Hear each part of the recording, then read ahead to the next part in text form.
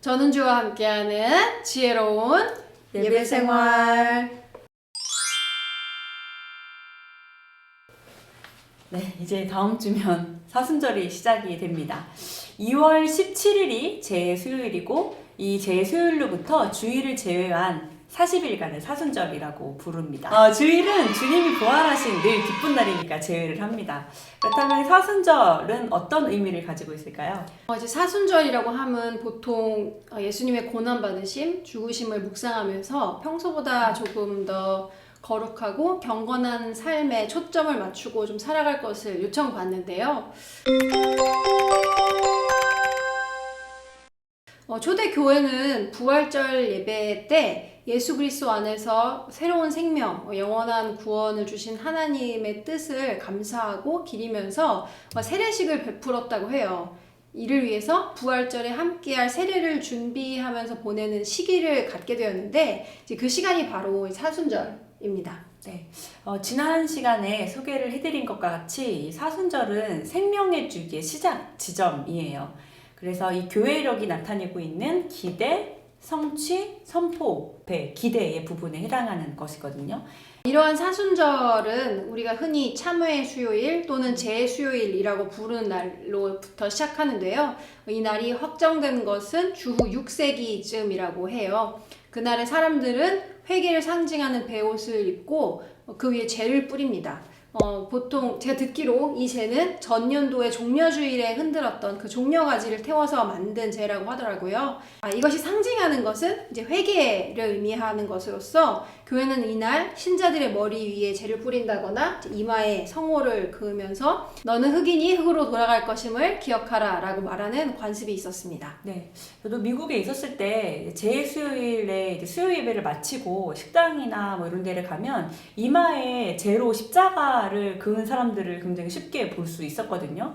근데 한국에서는 원래 본 적이 없었는데 최근 몇 년간에 손등에 재로 십자가가 그어져 있는 사람들을 좀 쉽게 볼 수 있게 되었어요.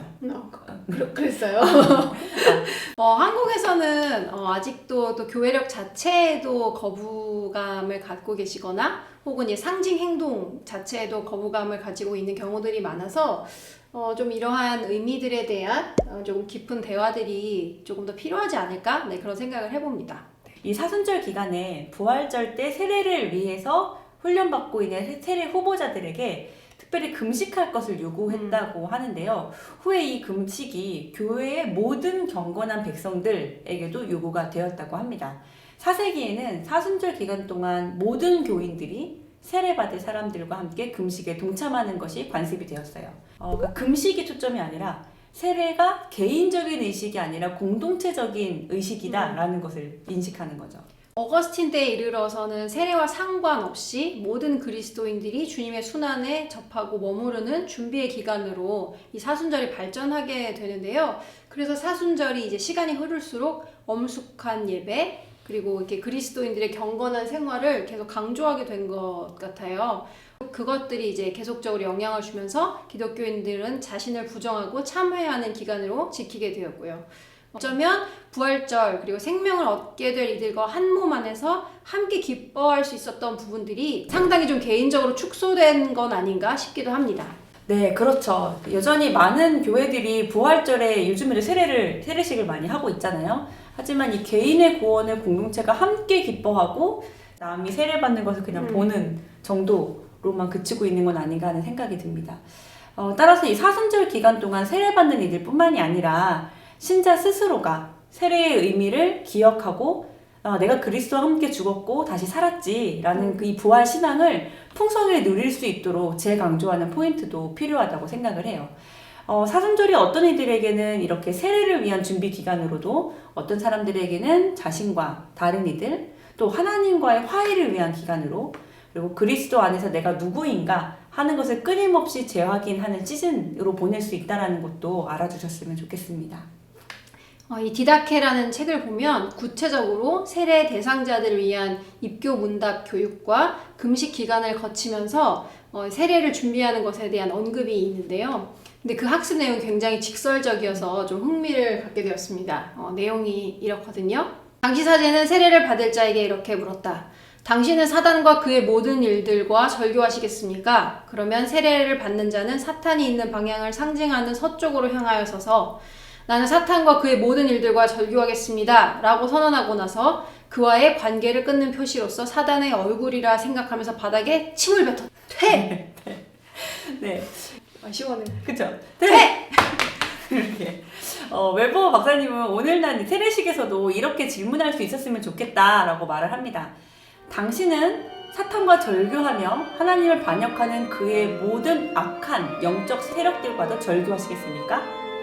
당신은 하나님께서 창조하신 세계를 타락시키며 파괴하는 이 세상의 악한 권세들과 절교하시겠습니까? 당신은 하나님의 사랑에서 멀어지게 만드는 악한 욕망들과 절교하겠습니까? 당신은 예수 그리스도께로 돌아왔으며 그를 당신의 구세주로 영접합니까? 당신은 그분의 은혜와 사랑만을 전적으로 신뢰합니까? 당신은 그를 당신의 구주로 따르고 섬기기로 맹세합니까? 이번 사순절은 예수님의 고난을 묵상하며 어둡고 슬프고 소극적으로 살아가는 것을 경건이라고 해석하는 게 아니라 좀 정말로 버려야 할 것들은 담대하게 버리고 그 버린 것은 아름다운 성품으로 대체하기를 노력해보는 것은 어떨까요? 네, 더불어서 이 부활절 세례를 기대하면서 몸과 마음으로 훈련했던 초대교회 정신을 기억하면서 내가 경험한 세례의 의미도 다시 한번 기억하는 시간이 되면 더 의미가 있을 것 같습니다. 나는 죽고 예수와 함께 살았다. 절기를 부정적인 시선으로 보는 어떤 분들도 많이 계시지만 절기를 지키지만 너무 좁게 해석하는 부분에 대해서도 함께 고민해봐야 할 부분이 있다는 생각이 많이 들어요. 사실 그동안 사순절 하면 이제 안 되는 것들의 리스트를 늘어놓으면서 하지 말 것들도 상상해보면 되게 단순하잖아요. 금식 아니면 미디어 금식 정도가 우리가 상상할 수 있는 최고의 실천이었던 것 같아요. 주승중 박사님은 이렇게 이야기하고 있는데요. 사순절이 우리가 무엇인가를 포기하는 계절이라기보다 우리로 하여금 세례 안에서 하나님께서 우리와 함께 하심의 신비 속에 참여할 수 있도록 하는 계절임을 기억해야 한다라고요. 맞습니다. 오히려 이 시간이 진정한 세례의 의미, 그러니까 그리스도와 함께 죽고 살았음을 기억하게 하는 시기라면 모두가 지향해야 할 그런 삶 속의 참된 가치를 회복하는 모습은 각자의 삶의 모습마다 다를 것이고요. 누군가는 멈추는 것을 배워야겠지만 또 누군가는 행동하는 것을 또 배워야 할 테니까요. 자, 그렇다면 지혜님은 이번 사순절 어떻게 보내기 원하시나요? 이제 교회력을 알기 전에 사순절은 마치 죄인처럼 자숙하고 묵상이나 금식을 하는 좀 소극적이고 개인적인 절기로 보낸 것 같아요. 금식이나 예수 그리스도의 순환 혹은 복음서 묵상 이런 행동들이 긍정적인 영성 훈련에 물론 돕습니다. 하지만 이번 사순절은 개인 영성과 더불어서 공동체로서 누군가를 격려하고 함께하고 있음을 적극적으로 행해야겠다라는 생각이 들어요. 마스크를 쓰고 오프라인으로 할 수 있는 일들이나 온라인으로라도 할 수 있는 일들을 통해서 떨어져 있어도 하나님을 기억하기 위해 좀 적극적으로 움직이면 좋겠다라는 생각을 했어요. 저는 두 가지 생각해 봤는데요. 하나는 좀 적극적으로 환경 쓰레기를 만드는 일을 멈추자. 플라스틱, 박스 좀 이런 부분들 어떻게 대체할 수 있을까 좀 더 적극적으로 고민해 봐야겠다는 생각을 하나 했고요. 또 하나는 이제 아기를 재울 때 매일 같이 이제 기도를 하는데 그동안 주로 굉장히 개인적인 뭐 건강하게 해주세요 이런 기도들을 아기랑 나눴는데 이 시간에 제 주변이나 어려움 중에 있는 분들을 위한 기도를 잊지 않고 매일매일 해보려고 합니다. 이 시간들을 통해서 부활 생명으로 사는 의미가 더 깊이 더 넓게 경험될 수 있으면 좋겠습니다. 우리 구독자님들과 더불어서 저희 두 사람도 예수님께서 주신 그 생명이 지닌 삶의 의미를 구원받음의 깊이를 더 회복해가는 사순절을 기대하면서 지금까지 전은주 양지혜였습니다. 안녕.